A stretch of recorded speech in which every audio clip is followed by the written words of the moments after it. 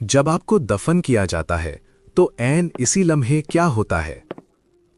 आपके घर वाले कब्रिस्तान से वापस चले जाते हैं, मिट्टी आपके ऊपर डाल दी जाती है, सबको लगता है कि आप खत्म हो गए हैं, लेकिन हकीकत में नीचे कुछ और ही हो रहा होता है। और मौत के बारे में एक ऐसी हकीकत है जो ज्यादातर लोग नहीं जानते। आपका वजूद खत्म नहीं होता, आप सो नहीं रहे होते, आप क़यामत तक अंधेरे में इंतजार नहीं कर रहे होते, बल्कि आप मुकम्मल तौर पर होश में होते हैं और एक नई गैबी जिंदगी का तजुर्बा कर रहे होते हैं। ज्यादातर मुसलमानों को लगता है कि मौत के बाद या तो फौरन जन्नत मिल जाती है या फिर इंसान क़यामत तक सोता रहता है, यानी इंसान मर जाता है और फिर सीधा क़यामत के दिन उठता है। लेकिन ये बात बिल्कुल दुरुस्त नहीं। रसूलुल्लाह सल्लल्लाहु अलैहि वसल्लम ने हमें बताया कि मौत और क़यामत के दरमियान एक मुकम्मल दुनिया है जिसे बरज़ख कहा जाता है। बरज़ख एक पर्दा है जो दुनिया और आखिरत के दरमियान है। हर रूह को इस दौरान 7 मराहिल से गुजरना होता है और इंसान इन सब में मुकम्मल शऊर के साथ मौजूद होता है। ये सब इस बात पर मुनासिब होता है कि आपने अपनी ज़िंदगी कैसे गुजारी।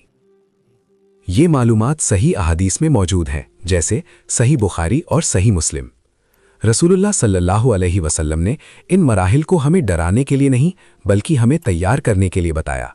अब अगले चंद मिनटों में हम इन 7 मराहिल को समझेंगे और आखिर तक आपको मालूम हो जाएगा कि आपके साथ क्या होने वाला है और आपको अभी कैसे तैयारी करनी चाहिए। पहला मरहला, कब्र में वापसी। मिसाल के तौर पर एक शख्स है जिसका नाम अहमद है। अहमद को 3 दिन पहले दफन किया गया। उसके घर वालों ने उसे कब्र में उतारा, दुआ की, रोए और फिर वापस चले गए। लेकिन अहमद खत्म नहीं हुआ, एक नई हकीकत शुरू हो गई। उसकी रूह दोबारा उसके जिस्म की तरफ लौटती है, जिंदगी जैसी नहीं मगर एक मुख्तलिफ अंदाज में। वो अपने घर वालों के कदमों की आवाज़ सुनता है जो आहिस्ता आहिस्ता दूर हो रही होती है। कब्र में खामोशी छा जाती है, लेकिन वो अकेला नहीं होता। अगर अहमद नेक इंसान था तो एक खूबसूरत शख्सियत उसके पास आती है, सफ़ेद लिबास, खुशबू और पुरसुकून मुस्कुराहट के साथ। वो कहती है, क्या तुम जानते हो मैं कौन हूँ? अहमद कहता है, तुम्हारा चेहरा सुकून दे रहा है। वो जवाब देती है, मैं तुम्हारे नेक आमाल हूँ, मैं दुनिया में भी तुम्हारे साथ थी और अब हमेशा तुम्हारे साथ रहूंगी। लेकिन अगर अहमद ने अपनी जिंदगी ज़ाया कर दी हो तो एक खौफनाक शक्ल उसके पास आती है, काला चेहरा, बदबूदार वजूद।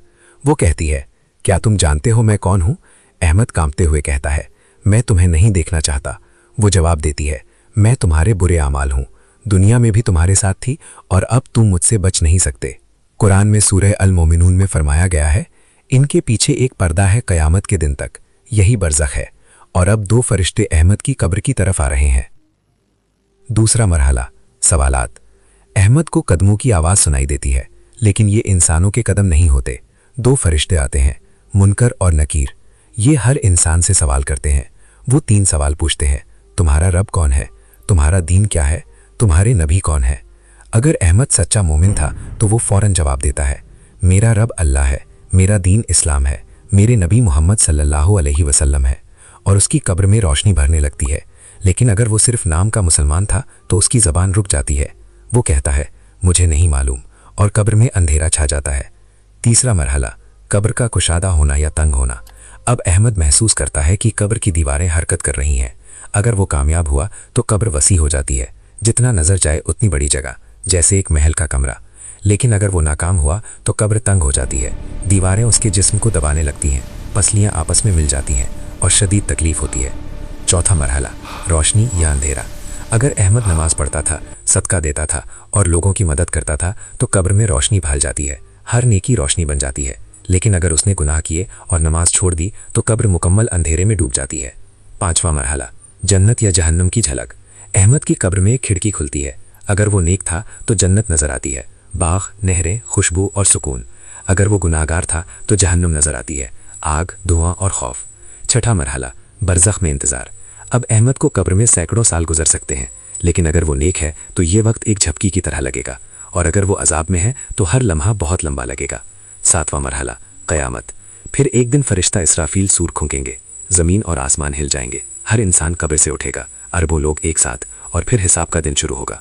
रसूलुल्लाह सल्लल्लाहु अलैहि वसल्लम ने फरमाया, कब्र आखिरत का पहला मरहला है। अगर कोई यहाँ कामयाब हो गया तो आगे आसानी होगी, लिहाजा खुद से पूछें, फरिश्तों के सवालों का जवाब क्या होगा?